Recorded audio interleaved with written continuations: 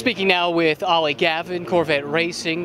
Car's been very, very quick so far in testing here. Of course, that was the case a year ago as well. So how much do you think you even know at this point about where you stack up with the rest of the cars in GTE-Pro?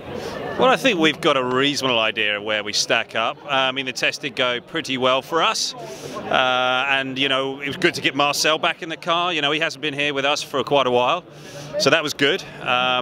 And then Tommy and I ran through the rest of our program, and then we got it kind of right at the end there. We had the right tyre on at the right time with really good track conditions, and the lap time came.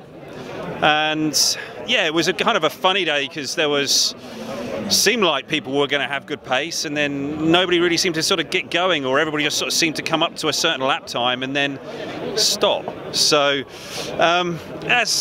you know, it's one of the little things that happens now here at Le Mans with the way that certain things are with certain manufacturers.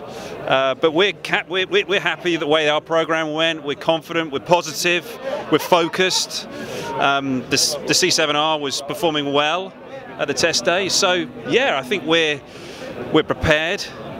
We've got a great experienced driver lineup. We've had a fantastic start to the season in the US. The IMSA Championship, we've won 3 of the 4 races.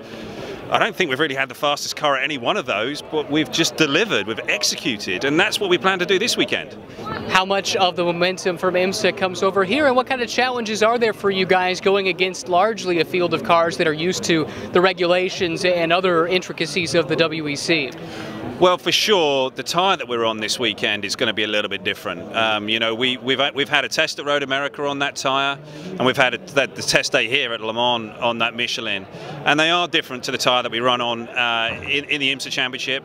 So we're working through that. It's a progress learning process that we're going through, but I think we've got a reasonable grip on it. You know, then there's the thing of also, you know, with all the other traffic that's on the track, you know, the way that how we interact with all the competition from all the other classes. And you know, this year I think is going to be quite different. You know, the P2 cars this year are significantly quicker than last, so that's going to change the dynamic. I've talked to some drivers who have said that might make it easier, actually, for the GTE cars to have the prototypes all going significantly faster. Do you see it the same way?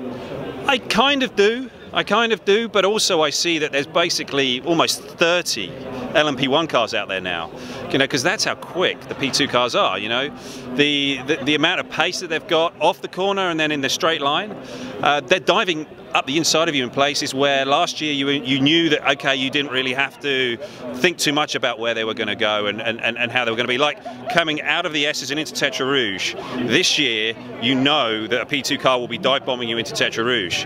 Likewise, coming out of Corvette corner, the last corner in Porsche curves, that little straight that you've got before the kink, before coming down to Ford chicane, you know P2 cars are going to be dive bombing you there.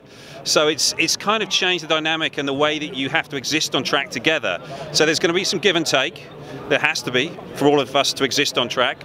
But I know I'm going to be spending a lot more time looking in the rear radar camera system that we've got in our Corvette C7R. So you know, that's something that we've you know, each of the drivers is learning and figuring out and just working their way through. So yep, it's as always, Le Mans presents a great challenge, an amazing challenge, and one that we all relish, and we can't wait to get started.